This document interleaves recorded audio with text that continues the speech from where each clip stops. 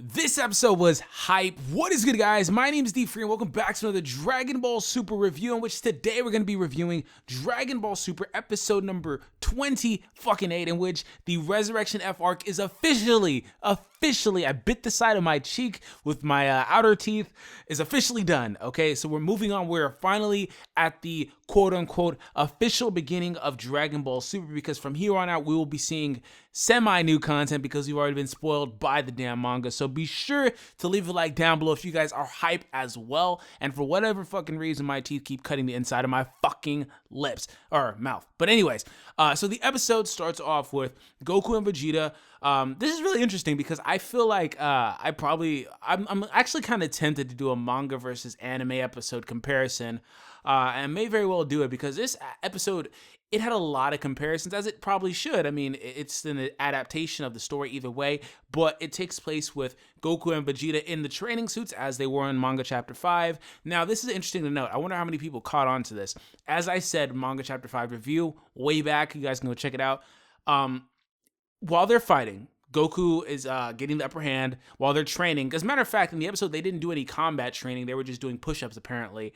And in the manga, they were doing combat training. And then from there, Vegeta was like, oh, don't think I'll always be a step behind you. And then, Goku starts instant transmissioning all over the place. And then, Vegeta goes Super Saiyan Blue in order to, kind of counteract that and get the upper hand again. And then Whis gets mad. And then that's when they get into the whole, oh, my Super Saiyan God, Super Saiyan is stronger than your Super Saiyan God. That big ass fucking Super Saiyan God, fucking Super Saiyan God, Super Saiyan name jerking. But from there, that's when Whis is just like, let's just call it Super Saiyan Blue. That did not happen here. And I've always said, people always say, oh, Super Saiyan Blue is the right way to say it. I'm like, motherfucker, that's not true. Super Saiyan God, Super Saiyan is on all of the merchandise. It's everywhere.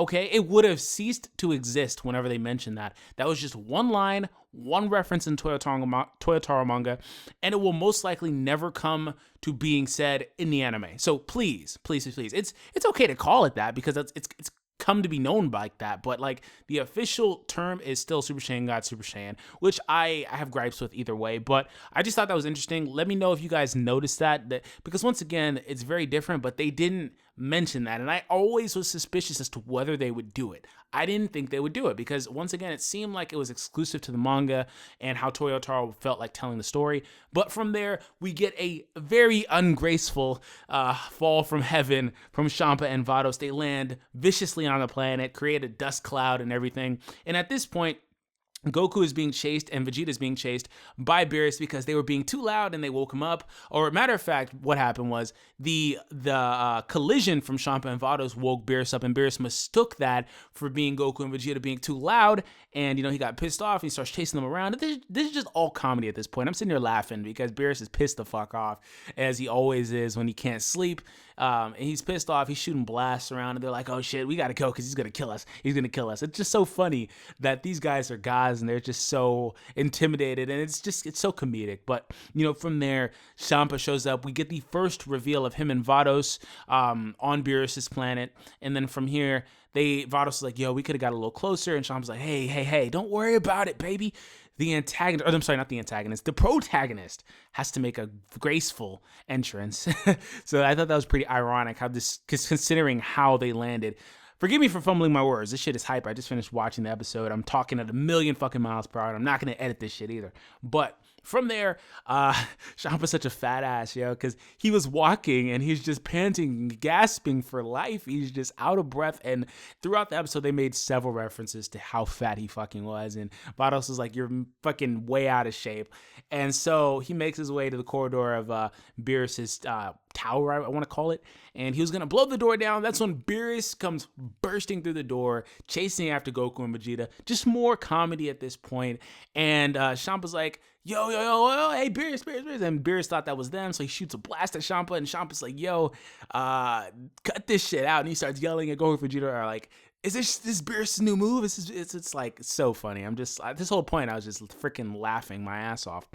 And at that point, Champa finally is able to tell Beerus, hey, I'm here. And then, they get to talking, and Beerus is like, why are you here? And then they go in, they do their little food contest like they did in the manga, and Champa shows off these eggs from Dodondoori, I believe he called it, the bird from his universe, and Vados says they're really, really good, and they're also very, very healthy for you, and so everybody eats them, everybody calls them great, and then this is where we get into the classic Toriyama humor, where, you know, Beerus's food is just the cup ramen, and it's so funny because in the manga, I remember this part cracked me up in the manga because they did this and Champa ate that cup of noodles and Beerus was like, how was it? He was like, oh, it's okay. And Beerus was like, don't lie, you licked that whole cup clean. I started dying because Champa was like, what is this? Where did you get this?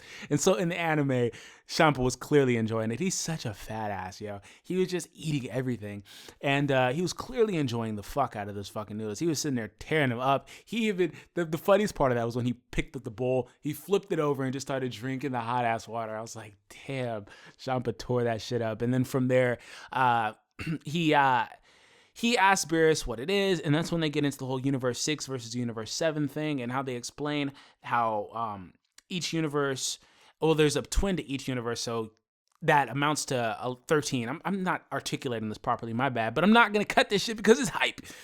So just to reiterate, there's 2 universes that always equal 13, example being 6 and 7, 11 and 2, and their universes are twins whenever they equal 13 together. So they're twins by planets and geography of the planets, meaning that they'll have an Earth, they'll have a Jupiter, they'll have all the same planets, yo. So that doesn't mean that events unfold the same way. That doesn't mean that they're alternate/parallel, meaning that they have different versions of characters like an evil Goku. This is where we got into all that shit a few months ago. But they're twin universes, meaning they have the same planets, but events can unfold entirely differently.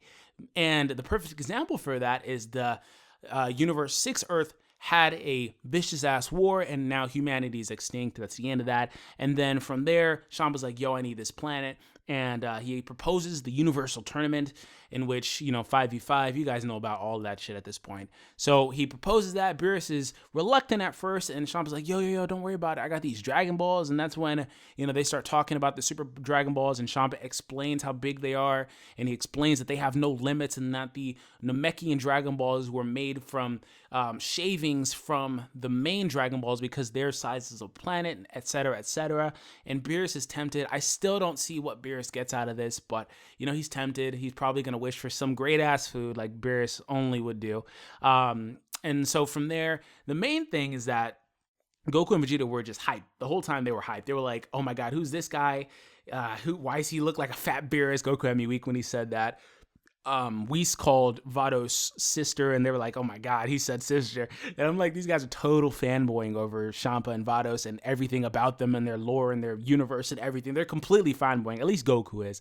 And so from there, Goku's like, yo, we need to participate. He asked Beerus, and Beerus was like, yes. And he asked Vegeta, and Vegeta's like, yeah, this is the best way to get stronger. So he decides to join in on the fight as well. 5v5. We all know who the competitors are.